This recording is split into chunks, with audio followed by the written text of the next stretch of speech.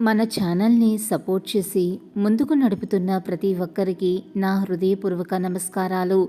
ముందుగా మన ఛానల్ని ఎవరైనా ఫస్ట్ టైం చూస్తున్నట్లయితే మన ఛానల్ని సబ్స్క్రైబ్ చేసుకుని లైక్ చేసి షేర్ చేయండి.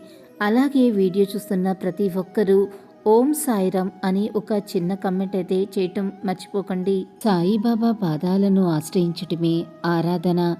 బాబాకు ఆర్భాటాలు ఆడంబరాలు అక్కర్లేదు.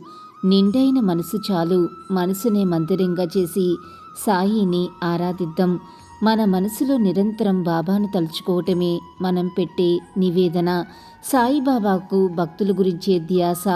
మనని భవబంధాల నుండి ఎలా విముక్తులను చేయాలి, అశాశ్వతమైన అనుబంధాల నుండి ఎలా బయటపడేయాలి, ఆధ్యాత్మిక చింతన పెంచి జీవితాన్ని సార్థకం ఎలా చేయాలి అనే ఆయన చింత. భగవంతుడు మనిషికి అవసరమైనవన్నీ ఇచ్చి భూమి మీదకు పంపాడు. మరి అలాంటప్పుడు భగవంతుడు తాను ఇచ్చిన ఆస్తులను మానవులు సవ్యంగా ఖర్చు పెట్టాలని ఆశిస్తాడు కదా. కనుక మనం దేన్ని దుర్వినియోగం చేయకూడదు. మనకు ఉన్న ఆస్తులను సద్వినియోగం చేసుకుంటూ తోటివారికి ఉపయోగపడుతూ జీవితాన్ని సార్థకం చేసుకోవాలి. వివిధ సందర్భాలలో సాయిబాబా అన్న మాటలు గుర్తు చేసుకుందాం. ప్రజల్ని సన్మార్గంలో పెట్టమని భగవంతుడు నన్ను పంపాడు. కానీ ఈ రోజుల్లో ప్రజలు కాస్తైనా దేవుడి పట్ల భక్తి శ్రద్ధలు లేకుండా కాలం గడుపుతున్నారు. క్షణికమైన మోహావేశాలలో పడి కొట్టుకుపోతున్నారు. సత్యంగాలపై ధ్యాస నమ్మకం లేవు. సత్యం మాట్లాడుతూ ధర్మాన్ని ఆచరించమంటే అసత్యాలు చెబుతూ అధర్మంలో తేలుతున్నారు.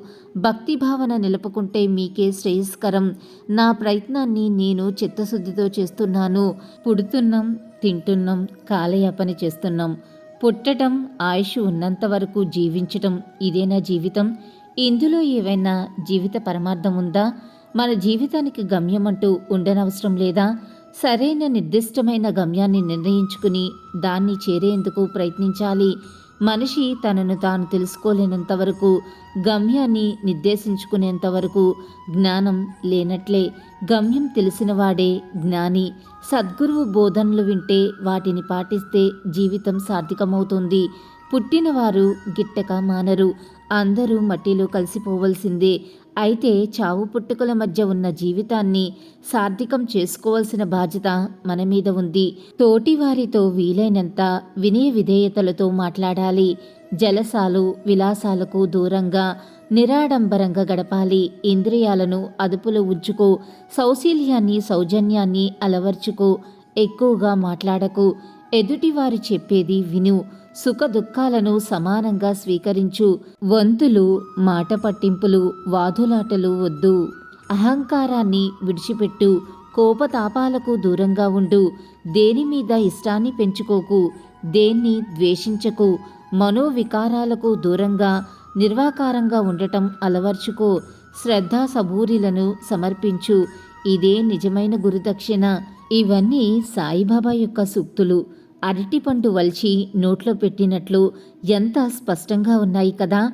ఆచరించేందుకు ప్రయత్నిద్దాం. ఈ వీడియో కనుక నచ్చినట్లయితే లైక్ చేయండి, షేర్ చేయండి. మరిన్ని ఇంట్రెస్టింగ్ వీడియోస్ కోసం మన ఛానల్ని తప్పకుండా సబ్స్క్రైబ్ చేసుకోవటం మర్చిపోకండి.